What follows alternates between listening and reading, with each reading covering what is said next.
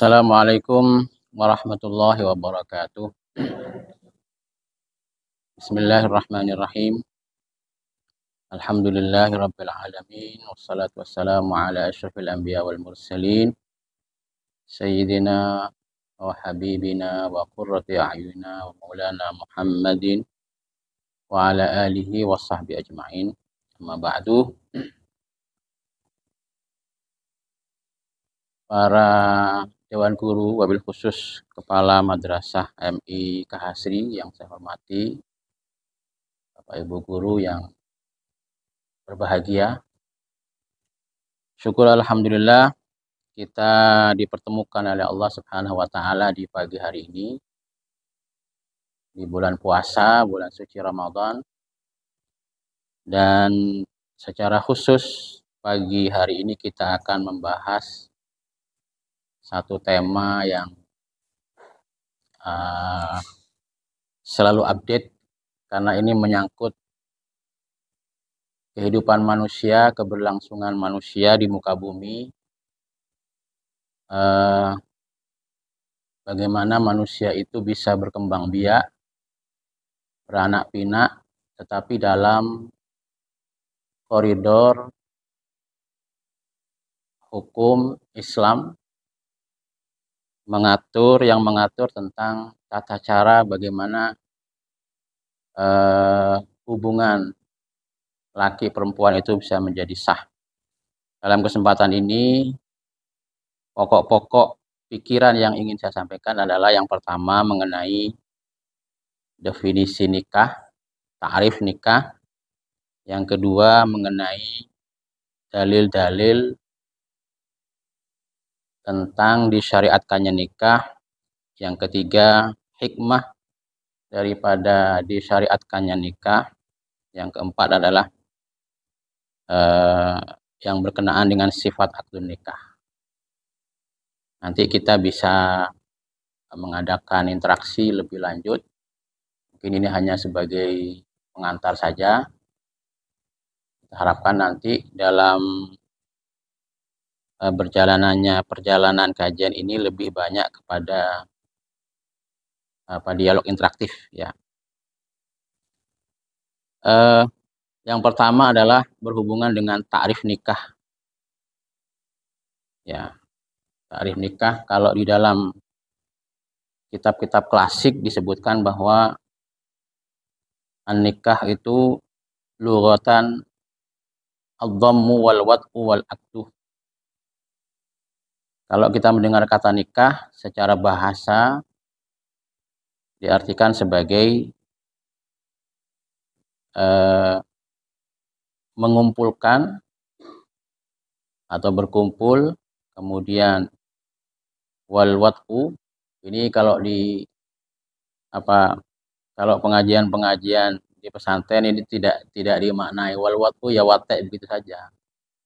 Karena ini kalau dibahasakan agak saru bagi anak, karena ini pelajaran biasanya untuk anak-anak. Wad'u, wate atau hubungan suami istri, wal akdu dan akad. Jadi kalau mendengar kata nikah maka tiga hal ini menjadi seolah-olah satu bagian yang secara otomatis kita memahaminya. Jadi ada juga yang mengatakan an-nikahu fil lughah huwa ad-dhammu wal jam' wa tadakhul. Secara bahasa nikah itu artinya adalah mengumpulkan. Tentu kita sudah paham yang berkumpul siapa. Yang kedua adalah al-jam'u, mungkin maknanya searti, mengumpulkan juga, wa tadakhul. Tadakhul itu dari kata dasar dakhala, masuk. Kemudian ikut kepada wazan tafa'ala, makna soirurah, saling masuk. Ya, jadi itu secara bahasa. Kemudian secara istilah, an-nikahu fil istilah aqdun wada'ahu syari' al-hakim yufidu milka istimta'ir rajul bil mar'ah. Satu akad, satu kesepakatan, satu transaksi yang telah ditetapkan oleh Allah Subhanahu wa taala yang mengakibatkan seseorang boleh untuk istimta. Istimta itu bersenang-senang, ya, seorang laki-laki dengan perempuan, ya. Jadi gara-gara akad nikah itu, maka kemudian hubungan laki perempuan yang asalnya tidak boleh, sesuatu yang diharamkan menjadi boleh. Nah,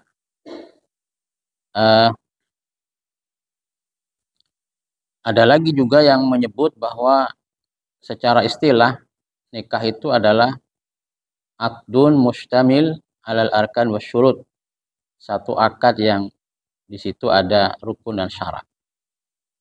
Jadi ini secara garis besar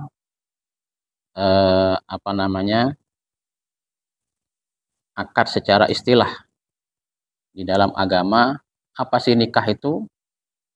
Ya, nikah itu adalah satu proses yang memenuhi rukun dan syarat kalau digabungkan, yang di situ ada beberapa rukun, misalnya antara lain harus ada mempelai laki perempuannya, kemudian ada wali, ada saksi, kemudian ada ijab dan kabul, ya, ijab syurat atau ijab kabulnya itu harus ada. Itu kemudian syaratnya bagaimana itu nanti akan kita kupas. Nah, yang dari proses itu kemudian mengakibatkan hukum lanjutan, yaitu halalnya hubungan yang asalnya haram. Ya, itu secara pengetahuan secara dasar mengenai apa itu nikah. Dalam bahasa kita ada namanya nikah, ada namanya kawin. Ya, kita kadang-kadang sebetulnya itu sama, tetapi dalam perspektif istilah yang digunakan di masyarakat itu sedikit dibedakan antara kawin dan nikah. Kalau nikah ya seperti tadi itu ada akad dan sebagainya. Kalau kawin itu ya dimaknai ya hubungan suami istri. Kawin tapi belum nikah, itu sebetulnya kalau dalam sisi bahasa ya sama saja, ya kawin ya nikah, tetapi enggak. Di masyarakat itu kawin ya biasanya hubungan suami istri yang bisa diawali dengan pernikahan, atau kawin itu juga dimaknai hubungan suami istri yang tanpa didahului pernikahan. Kalau begitu maka walaupun secara istilah sama saja antara kawin dan nikah, tetapi penggunaan istilah ini ada semacam bias, ya, ada semacam bias, di mana kalau nikah itu diplesetkan menjadi ya hubungan suami istri yang tanpa didahului nikah. Sedikit saja bias yang terjadi pemaknaan tentang nikah dan kawin. Sehingga kemudian kawin kontrak ya yang dimasukkan menjadi sub makna daripada nikah. Ada kawin ya, masyarakat itu kawin kontrak, kawin ada banyak istilah di masyarakat, ya.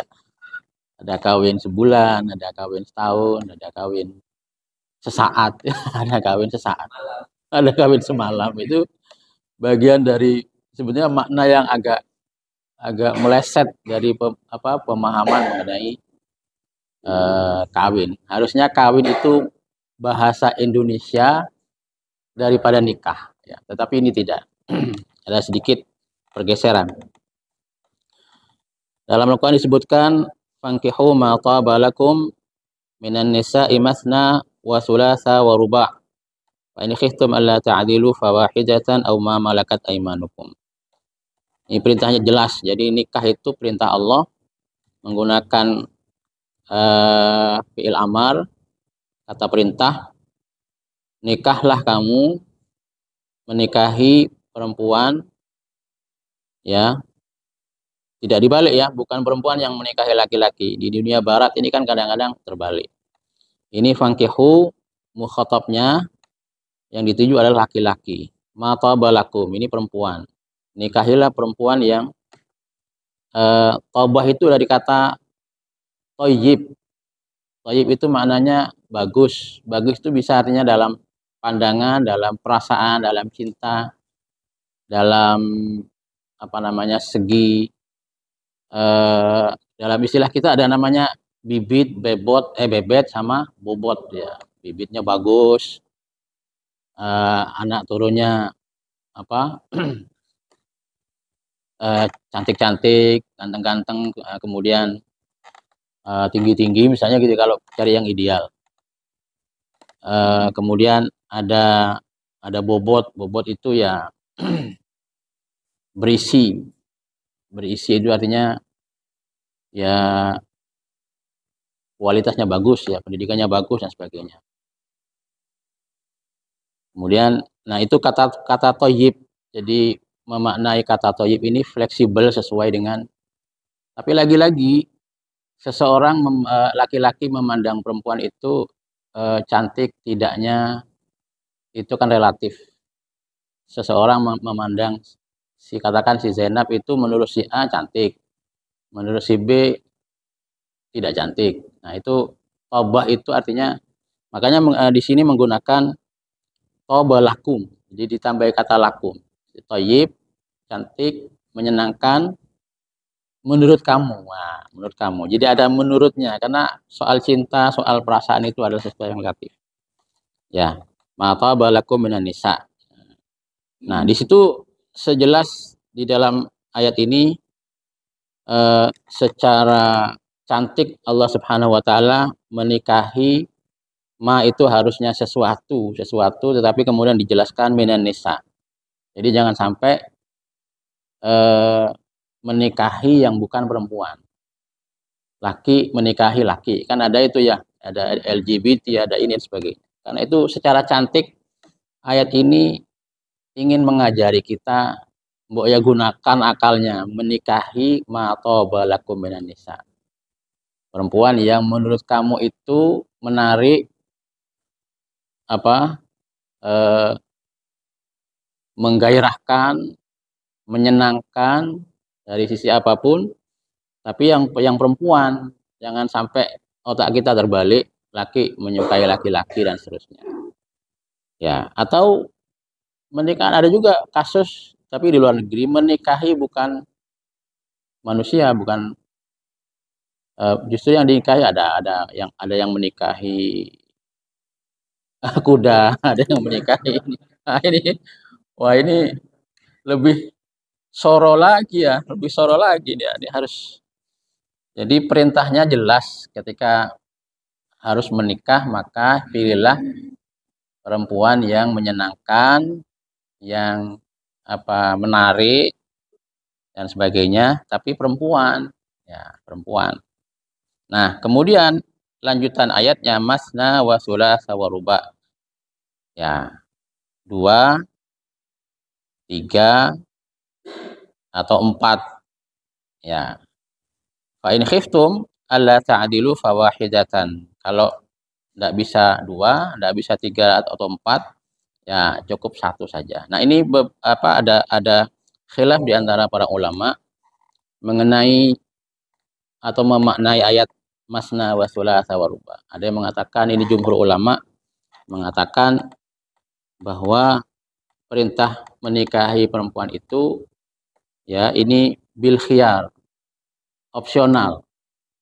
Ya, 1 kalau jadi laki-laki penakut seperti saya ini 1 saja. Ini contoh yang penakut ini. 1 saja.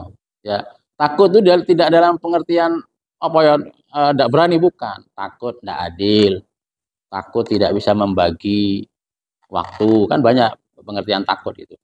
Jadi ini maknanya opsional, boleh 1, boleh 2, boleh 3, maksimal 4. Nah, ayat ini sekaligus menjelaskan larangan lebih dari 4. Karena ada juga ulama yang ya dari golongan tertentu yang memaknai masna thulatsa wa ruba itu tidak opsional, tidak ikhtiar, tapi bil jam'i. Boleh jadi 2 ditambah 3 ditambah 4. Oh, ini jadi 9. Jadi ada yang orang yang menikahi sampai 9. Apa dalilnya? Ya ini, masna wa thulatsa wa ruba'. Jadi tidak wawunya tidak makna ikhtiar tetapi makna jam'i. 2 ditambah 3, 5 ditambah 4, 9. Ya, saya mikir yang satu aja sudah kewalahan ya, apalagi sampai 4. Ya Allah ya Karim. Nah, ya mungkin itu Allah memberikan kelebihan masing-masing ya. Ya. Ada juga yang lain, wa min ayatihi an khalaqalakum min anfusikum azwaja litaskunu ilaiha wa ja'ala bainakum mawaddata wa rahmah. Di antara tanda-tanda kekuasaan Allah itu adalah menciptakan dari diri kamu sendiri berpasang-pasangan, laki dan perempuan, suami dan istri. Kalau dalam konteks nikah ya suami dan istri. Untuk apa? Agar supaya litas kunu, agar supaya kamu tenang. Jadi taskunu itu dari makna apa? Sakan. Sakan itu bisa artinya rumah. Rumah itu menunjukkan ketenangan. Jadi orang menikah itu tujuannya supaya tenang. Sebab yang belum menikah itu apa namanya? Mudah kesana kemari, nggak jelas ya. Mulai dari bagaimana menumpahkan hasrat biologisnya, kemudian apa namanya, bagaimana dia memanage keuangannya, kehidupannya, sosialnya dan sebagainya. Dengan menikah maka litas kunu ilaiha itu bisa menjadi lebih teratur, bisa menjadi lebih tertib, yang akhirnya membawa kepada ketenangan.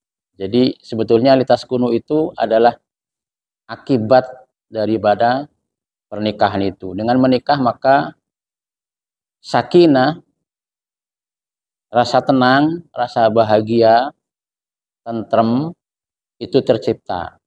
Ya. Yang kedua, wa ja'ala bainakum mawaddata wa rahmah. Akan tercipta rasa kasih sayang. Ya. Dan yang terakhir adalah rahmah. Kalau mawaddah itu rasa cinta, itu ada unsur birahinya. Biasanya ini dialami oleh pasangan-pasangan yang mungkin di bawah 40 tahun ya. Tapi kalau sudah 50 tahun ke atas, itu yang ada adalah rasa sayang. Atau bahkan dalam katanya orang Madura, enggak teretang. Suami istri yang sudah tuwuk ya, sudah lama menikah, sudah lama berkumpul, katakanlah 50 tahun ke atas, dari sisi birahi sudah mulai berkurang ya. Apalagi yang kena gula. Kena gula. Katanya tak aber. Jadi itu yang ada adalah rasa rahmat, neser. Yang istri sudah neser sama suaminya, yang suami juga begitu. Jadi seperti saudara. Hubungannya tidak lagi untuk memenuhi kebutuhan biologis, sudah mulai berkurang ya. Kalau ada sudah tua tapi tua-tua keladi, itu pengecualiannya. Umur 50, umur 60 tapi masih menikahi gadis. Ada beberapa itu masih bisa punya anak, itu luar biasa. Tapi yang normal kalau sudah berumur tentu hasrat biologisnya berkurang. Karena itu ini apa ya? Bagaimana Allah menyusun, mengkabarkan secara realita yang tidak bisa dibantah bahwa memang satu, Allah ingin mengatur apa namanya, proses perkembangbiakan manusia ini dengan cara pernikahan. Dan Allah sekaligus juga menjelaskan yang akan terjadi ketika terjadi pernikahan. Ada litas kunu, ada mawaddah, ada rahmah. Jadi Allah dalam satu ayat tidak panjang tetapi sangat singkat dan simpel bahwa dengan menikah itu akan tenang, tentram, teratur hidupnya dan sebagainya. Ya. Ya kalau laki-laki belum menikah itu kalau pagi bingung karena tidak ada yang nyiapkan. Pagi ya mandi sendiri, sarapan ya kalau tidak kumpul sendiri. Ya, saya heran kalau sampai usia waktunya menikah lalu tidak menikah. Lah itu gimana itu? Gimana? Ya, kecuali seperti Imam Syafi'i ya, sampai usia wafat 50 lebih ya, 54 50 apa 40 eh, itu tidak menikah karena beliau sibuk dengan produktif menulis kitab sampai lali, sampai lupa. Nah ini banyak banyak nganggurnya kok tidak menikah loh. Ya pertanyaan saya adalah bagaimana cara dia menyalurkan hasrat biologisnya? Karena secara fitrah seseorang kalau normal, kecuali kalau tidak normal ya. Kalau normal pasti dia bingung. Ya, kali aja kalau nggak ada yang di kalau hujan yang ada hanya bantal dan gulingan begitu ya. Bingung nanti. Ya, ini kalau di panjang-panjang panjang sekali. Ya, kemudian ayat lain wa ankihul ayama minkum wassalihin min ibadikum wa imamikum wa imaikum. Ya, menikahlah ini beberapa dalil yang memerintahkan kita untuk nikah. Ya, tidak cukup satu ayat, tetapi beberapa ayat sekaligus perintah untuk menikah. Ya, carilah menikahilah apa perempuan-perempuan yang baik.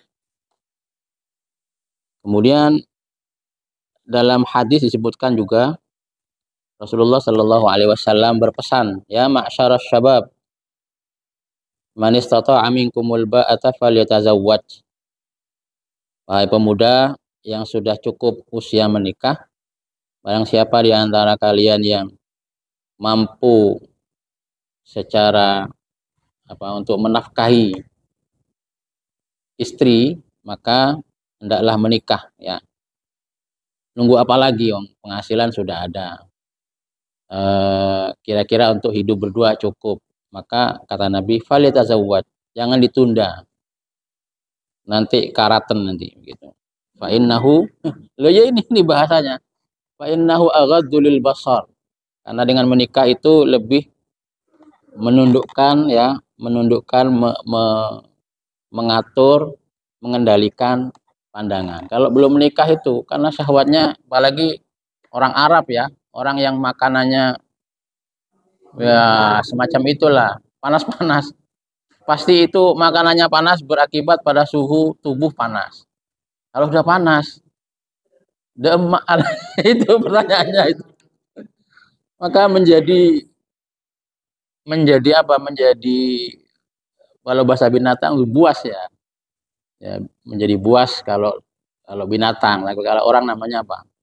Liar. Kalau perempuan jadi binal misalnya gitu. Jadi ini alasan kenapa Nabi nyuruh kita nikah ya. Yang kedua, wa ahsanu lil farji. Ya, wa ahsanu lebih menjaga kepada kemaluan. Ya.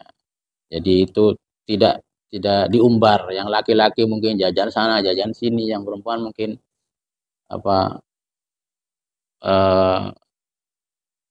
maka kata orang-orang kalau jalan berlobang tidak begitu berbahaya, tapi yang berbahaya tuh lobang yang berjalan. Ini membuat akan dia istilah ini ya. Wa man lam yastati fa alaihi bisawm. Nah, ini sekaligus ini menjadi semacam solusi bagi mereka yang mungkin belum nikah, ya enggak apa-apalah. Tapi poso, karena kalau enggak puasa, ini mengendalikan syahwatnya akan sulit. Fa innahu lahu bija, akan menjadi semacam tameng untuk bisa mengendalikan nafsu. Kemudian hadis lain yang mengenai kalau mencari jodoh seperti apa. Ya, ini panduan dari Nabi. Tazawwaju al-wadud al-walud. fa inni mukatsirun bikumul umam. Menikahlah atau mencari calon pendamping, calon istri yang wadud dan walud. Kemudian yang berikutnya adalah hikmah daripada masyru'iyatin nikah. Hikmah apa dibalik apa disyariatkannya nikah itu. Ada beberapa, antara lain adalah i'faful farji, ya, mengendalikan kemaluan. Mungkin ada sebagian tadi yang disebutkan faqad syara'a Allah Ta'ala az-zawaj li isba'il ghariza jinsiyah allati khalaqaha fil bashar min ajli takasur, fakana az-zawaj li isba'i tilka ar-rubah wa dhabtiha. Jadi tujuan utama adalah sebetulnya ini mengendalikan hawa nafsu, baik yang laki-laki maupun yang perempuan. Laki-laki yang misalnya belum menikah, pada usia sudah saatnya menikah, maka syahwat biologisnya ini tidak terkendali. Ini dalam kondisi normal ya, dalam kondisi normal. Kecuali yang nggak normal. Ada yang laki-laki nggak normal, dikasih perempuan ya nggak nyetrum gitu, nggak nyetrum. Wah ini bahaya ini, bahaya.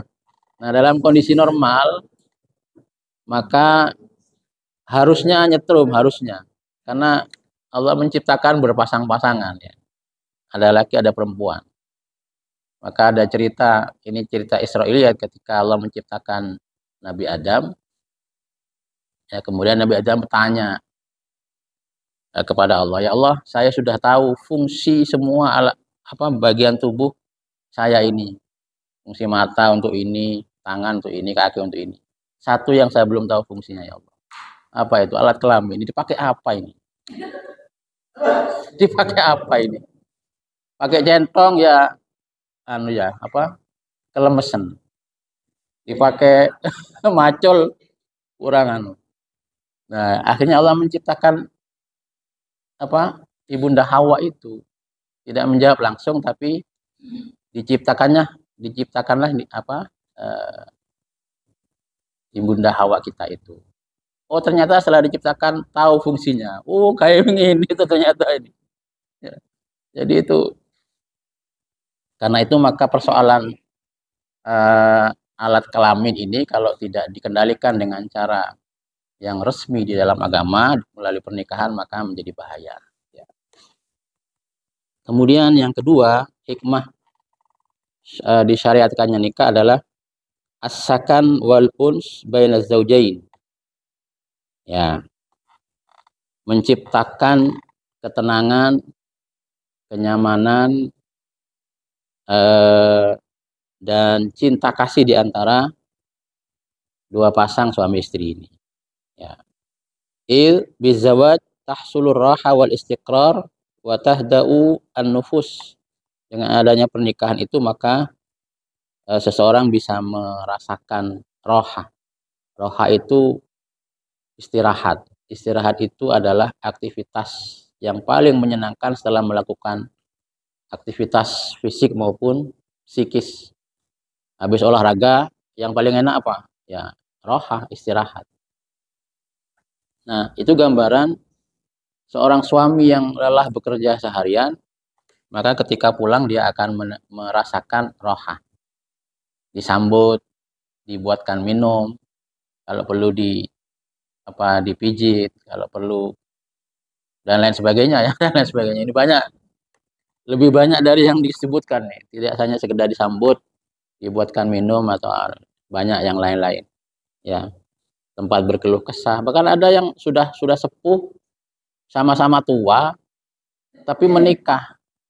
Apakah yang ada di alam di pikirannya itu tentang seks atau nafsu biologi syahwat? Tidak kan. Kadang-kadang hanya untuk sebagai teman curhat, teman teman di kasur gitu ya, teman untuk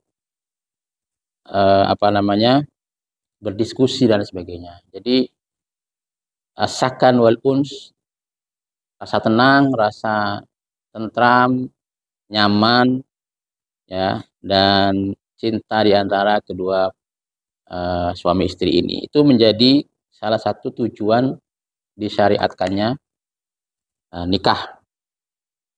Kemudian ada juga tujuan yang lain adalah hifdzul ansab wa tarabutul qaraba wal arham. Menjaga nasab, menjaga nasab ya. Nasab dalam bahasa Indonesia ya nasab ya. Nasab. Dalam bahasa Jawa juga nasab. Jadi sudah menjadi umum. Silsilah nasab dan hubungan kekeluargaan. Kalau tidak ada pernikahan, maka nggak jelas ini anaknya siapa, dari ayah yang mana, dari laki-laki yang mana, ya kan? Kalau ada pernikahan maka jelas. Oh, ini nikah dengan si A, maka anak keturunannya juga jelas. Ini dari silsilahnya kan bisa dilacak.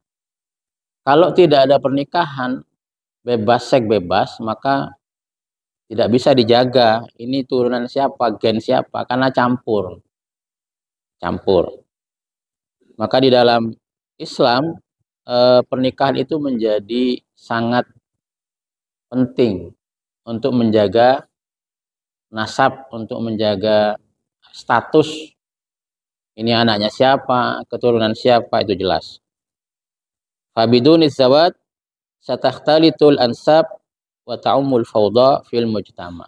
Kalau tidak ada pernikahan, maka nasab menjadi kacau balau. Ya, gennya nggak jelas ini. Ini apa J, apa G, apa H, apa F, apa C, apa nggak jelas. Maka dengan adanya menjaga pernikahan, maka nasab itu terjaga. Ya, terhindar dari fawda. Fawda itu kekacauan. Ya, kekacauan misalnya ayahnya putih, ibunya putih, kok anaknya hitam? Nah, ini jadi pertanyaan. Kan ini jarang ya. Kalau ayahnya putih, ibunya putih, pasti 99% anaknya putih. Ya, nggak ada suami istri sama-sama dari etnis Chinese, lalu anaknya etnis Negro, kan nggak mungkin ya. Nggak mungkin. Jadi Allah begitu mengatur kehidupan manusia supaya jelas. Ini rasnya apa, ini etnisnya apa, kecuali yang mungkin yang mirip-mirip, nanti ada terjadi percampuran. Ya, ada yang blasteran. Yang berikutnya adalah baqaun nasal al-bashari, tetap atau eksisnya keturunan manusia. Jadi seperti yang tadi disampaikan, fabit takatsur yazidu adadul muslimin. Dengan adanya percampuran pernikahan, kemudian menjadi banyak beranak pinak, maka umat Islam tambah banyak. Wa nastati nasyru dinillah ta'ala fi hadhil ardh. Dengan kemudian keturunan-keturunan yang baik-baik itu terdidik, cerdas, dan lain sebagainya, maka agama ini menjadi semakin tersebar.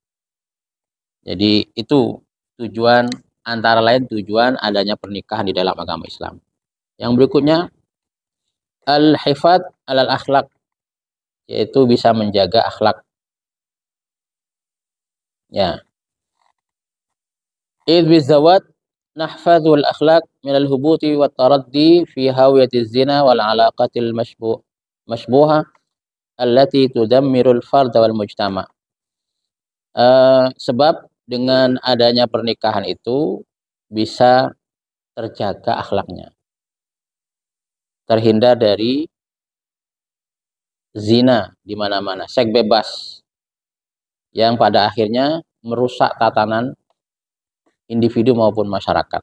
Nah, kita tahu bahwa dengan menikah maka akan jelas ini suaminya, ini istrinya, ini anaknya, ini anak dari bapaknya siapa. Itu struktur di dalam masyarakat tertata, jelas. Kalau tidak ada pernikahan, terjadi seks bebas, yang laki bebas jajan di sana sini, yang perempuan juga bebas memilih laki-laki yang disukai, maka nanti nggak jelas ini anaknya siapa. Akhirnya yang terjadi adalah eh, perzinahan yang mengakibatkan ketidakjelasan nasab, ketidakjelasan keturunan itu tadi, sehingga menjadi rusak, ya, menjadi rusak tatanan masyarakat, akhlaknya akan semakin rusak karena ayah tidak mau tahu terhadap anaknya. Oh, itu anakku itu. Siapa nggak jelas. Saya tidak merasa punya hubungan darah, tidak merasa punya hubungan batin dengan anak itu. Akhirnya terjadi pembiaran. Ya, kalau yang terjadi di film-film atau apa di dunia barat seolah-olah baik, sebetulnya itu nipu. Karena yang terjadi adalah kerusakan moral di satu sisi, tetapi di sisi lain memang kemajuan teknologinya. Itu dua hal yang berbeda.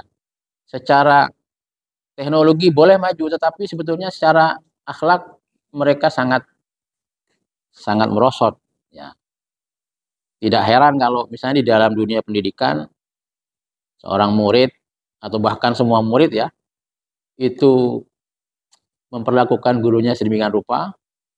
Kenapa? Karena urusan akhlak tidak menjadi perhatian. Yang ada adalah memang mengatur dengan tata tertib, tetapi yang namanya manusia karena di rumah tidak terkendali, ya mungkin itu mayoritas ya, kalau bicara mayoritas, maka urusan akhlak ya ini menjadi terabaikan. Cukup. Mungkin dari apa yang saya sampaikan dari awal sampai akhir ada salah sengaja atau tidak sengaja, ada keliru penyampaian, keliru menjelaskan. Hanya Allah yang Maha mengetahui. Saya mohon maaf. Mudah-mudahan ini bisa kita amalkan bersama-sama.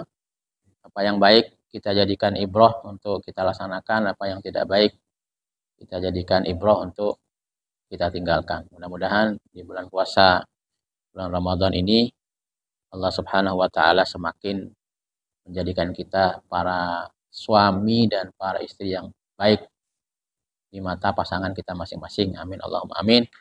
Aqulu qauli hadza wa astaghfirullah li wa lakum. Assalamualaikum warahmatullahi wabarakatuh.